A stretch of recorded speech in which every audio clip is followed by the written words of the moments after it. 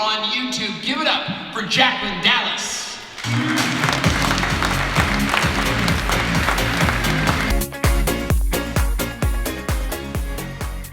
Thank you so much to Power Video for having me out here. I'm so excited to be here. There's really nothing that can beat the energy of being in a room with so many other creative people. I feel like this is the first time I've ever seen multiple people walking outside vlogging. You're normally the only one and everyone else is looking at you like, what's going on here? So that's awesome. I'm also psyched that all of you guys are here because there's really no better way to grow your channel than learn from other people that are already doing it. And I feel like I'm learning so much at this conference as well. When I started my channel at 13 years old, I never really thought it was going to become a career. I was kind of just doing it to help people like my grandma. And now 4 years later, at 17, I work like 40 hours a week.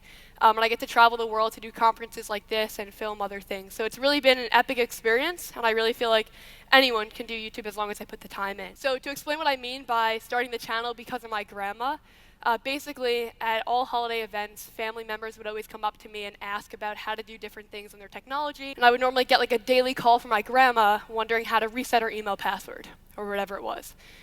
So I would then call her on the phone and explain it, but it just never stuck really because there was always like different problems. So I started creating short tutorial videos and I would send those to her. So I would reset my own email password and then send it to her. And it kind of worked, and she would send it to her weekly card friends as well if they were having a similar problem.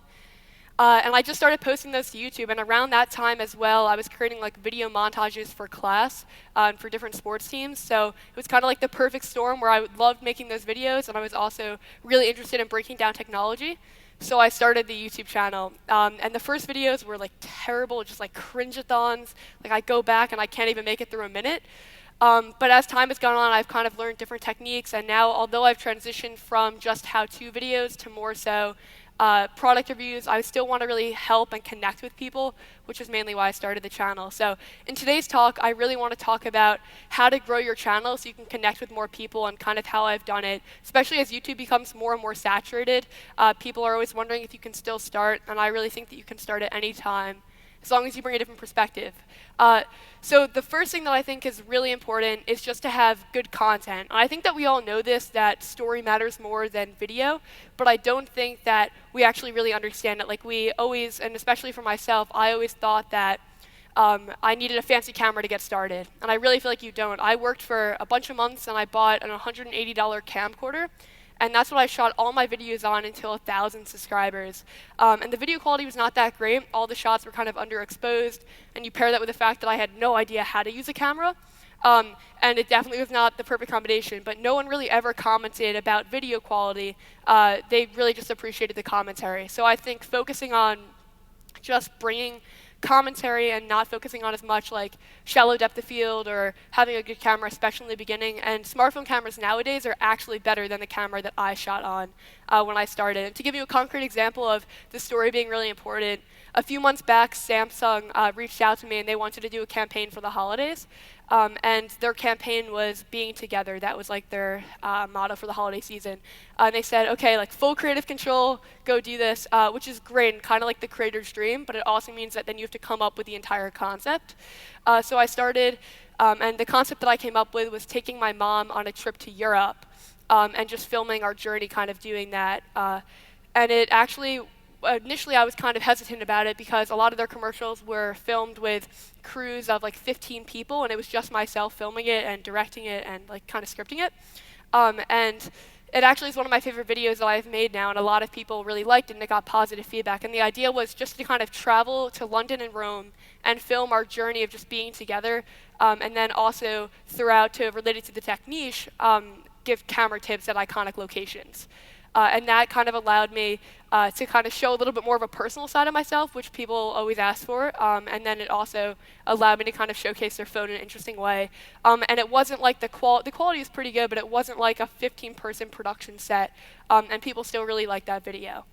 So that's content. I think it's so important just to kind of focus on that. And having good content and a good flow to video will be really important. It doesn't have to be like you're jumping out of a helicopter. I think a lot of people think that you need a really interesting life to make good videos, but I don't think that's true. I think that you just need a good flow. So content, that's going to be like the foundation to everything else to make it work. The next thing is viral attempts. And a viral attempt is a video that you make in hopes of it doing well around a trending topic. So trending topics on YouTube, especially in the beginning, are going to be really valuable to you because when YouTube doesn't have any metrics of you, at least in my opinion, it's kind of hard to grow because they kind of look at watch time and views and stuff like that and positive feedback from an audience to know if it's a good video to recommend. When you don't have any subscribers, it's really hard to get it to be a good video that to get YouTube to think it's a good video, rather. So making a video about a trending topic that's really searchable will lead to more people being able to find it. It will give you a higher chance. So that's what you should do, but it's sometimes hard to take that trending topic and relate it back to your niche. So for example, I'm in the tech niche, and last year minimalism was a very popular topic, but it didn't really relate. Like I couldn't do like what a day in my minimal life looks like. I'm not a minimalist, but even if I was, it would not relate. And instead, what I ended up doing was a desk setup tour video, but I did a minimalistic desk setup. So I was able to take that trending topic and then make it niche specific. If I was a makeup channel, I could have done a minimalistic makeup routine and showed like what an everyday makeup would look like. And if I was like an editing tutorial channel for photo or video editing, I could do a minimalistic file management system. So kind of figuring out, okay, this is what's popular, but how do I make it so the people that watch it will then be interested in my other content as well is really important, and that's going to get you to convert just those viewers to subscribers. Okay, next thing, this is the third thing, and it's about community building. So I think building a community, when you look at some of the top YouTubers, they all kind of have fans or viewers that really love them. And I think that's so important for so many reasons to kind of have a connection with your community. The first reason is you wouldn't really, when you're a bigger YouTuber, you wouldn't have any career without the people watching the videos. They're getting you the opportunity. So you obviously want to show like your thankfulness to them, but they're also commenting, and I feel like YouTube is really a platform where you can interact with people. That's why I started, for connection. So responding to comments, obviously, but the way to build a community is really to have it extend beyond just one platform. So I interact with people on Twitter and Instagram as well. And on Twitter, I respond back to comments, I respond to tech news, and I also post behind the scenes of videos. And then on Instagram, I just started this new thing in addition to live video, where I now do chat. So a lot of people don't know that this feature exists, but you can actually start a chat via Instagram story and have people request to join it. And then when they join the chat, you can set a duration of time and then just respond to people. And why it's so much better than just a live video is in a live video, you feel like you're just the creator and everyone else is just commenting. But when you're in a chat, it's like everyone's on the same level. It feels like a group chat with friends. And not only can your viewers interact with you, but they can also interact with others in the community. So it kind of feels like a club rather than just a one-on-one connection. And that has actually had a lot of success on the channel, and people seem to like it. So I would recommend, if you're not doing that, to start doing that. It will really help you build the community feel. And then the second way that I've done it is via clothing. And I know that clothing kind of gets a bad rap. There's some YouTubers that really over-promote it. But I think if you do it in the right way, merch can be a really great way to build your audience and have like this club feeling. And not only will it be that if someone's wearing it and they see another person wearing it, they immediately have a connection, but it's also the events you can host with it. So in November of last year, I hosted a pop-up shop. And what that allowed me to do was not only meet people, but also sell them the clothing in person. And it was just kind of like an intimate, fun event. So I think that community building is extremely important for that. Next thing, and if I had to point to one thing, I would say that this is what has made my YouTube career successful so far, and it would be collaborations. And I think that everyone thinks of a collaboration between a small creator or a small viewership, or a creator that has a small viewership versus a creator that has a much larger viewership. But I think that collaborations between two creators that have very similar viewerships can also be extremely beneficial, because the chances that your audiences overlap is very unlikely. So you'll definitely still get that crossing over effect. And collaborations can also be great for the diversity of perspective that it will bring to your channel. So I would be much more likely to watch a video of an iOS versus an Android user of two people that actually prefer one platform rather than someone just comparing the two themselves. It adds a different element of being more interesting, and people are actually more likely to watch videos often with two people in it, just in general, two people in the thumbnail, whatever it may be. We actually learned that in the vidIQ talk yesterday. So you know that collaborations are great, but you kind of want to know how to get them. And what I would say is the easiest way to get a collaboration is by showing the creator that you want to work with a clear value exchange. What a lot of people do when they're starting out is they'll just reach out to the creator and tell the creator why the collaboration would be so great for them. But they don't tell the creator that it would be mutually beneficial. And I think that just adding that will create an instant impact where you're getting a lot more people to say yes to you.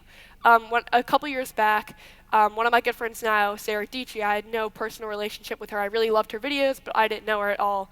And I kind of just cold emailed her on a day in September, and I was like, hey, I love your content. And it was just around this time that the iPhones had just come out. So I had gotten an iPhone 8 early because I had stayed up at like 3 a.m. and pre-ordered it, which was a nightmare, but it ended up working out. And I emailed her and I was like, hey, I love your channel. I would love to work on you with a video, work with you on a video. I have the iPhone 8. I don't know if you want to do something on that. And she did not have the iPhone 8 at the time. We were both kind of in the tech niche. And she ended up working with me, A, because she was a good person. She took a chance on me. But B, she was able to get the iPhone 8 on her channel.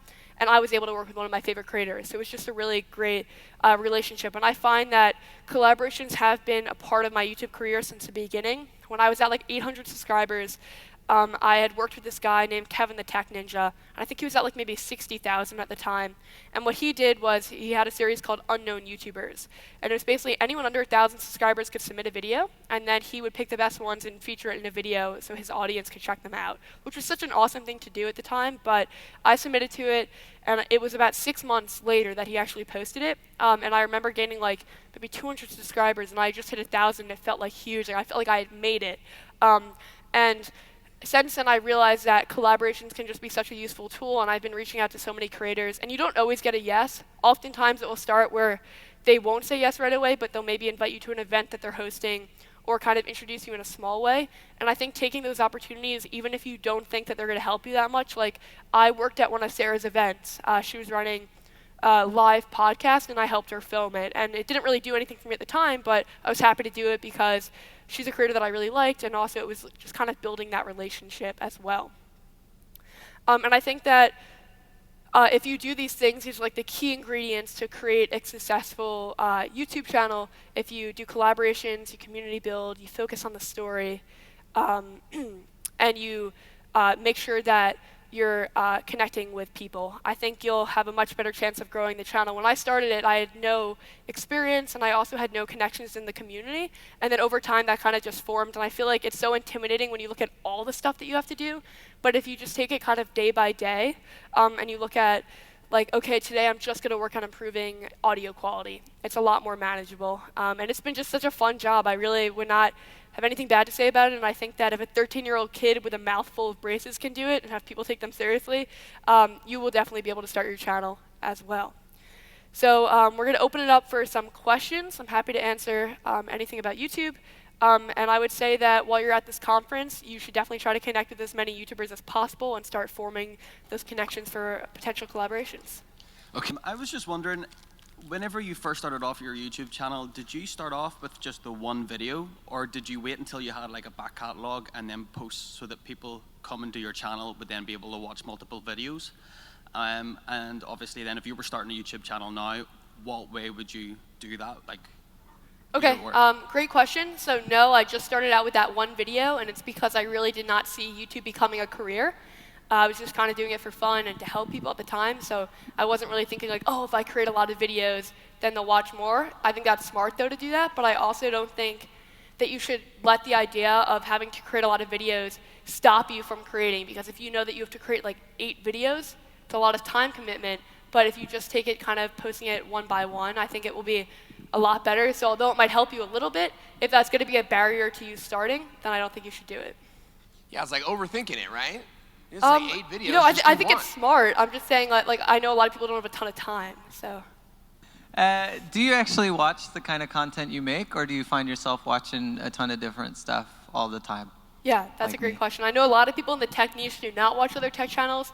I actually do watch a ton of tech channels, but I also watch people like Peter McKinnon or other people in like that photography, vlogging niche. But yeah, I definitely would watch people like Marquez or other people in the tech niche. I think that you can always kind of learn something.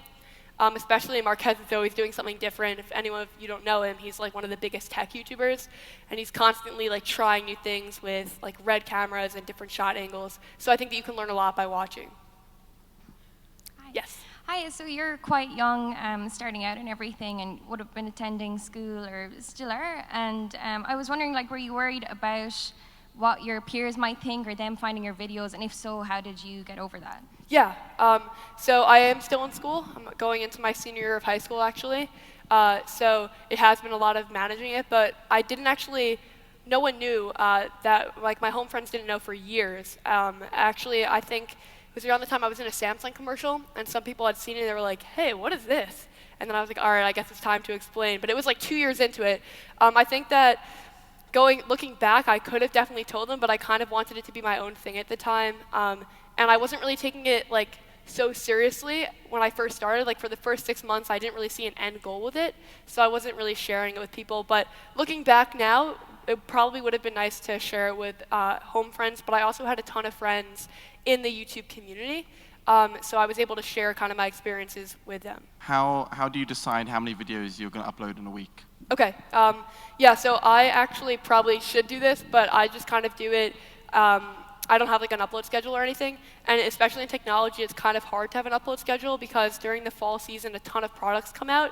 So during the fall, I could end up making like 4 videos a week, but then during the spring when there's less products, it's probably 1 or 2. So I kind of just do it whenever a new product comes out or whenever I finish a video. And I think that there's something to having an upload schedule, but tech is just so irregular that it's kind of tough to do that. Ladies and gentlemen, Jacqueline Dallas! Thank you all.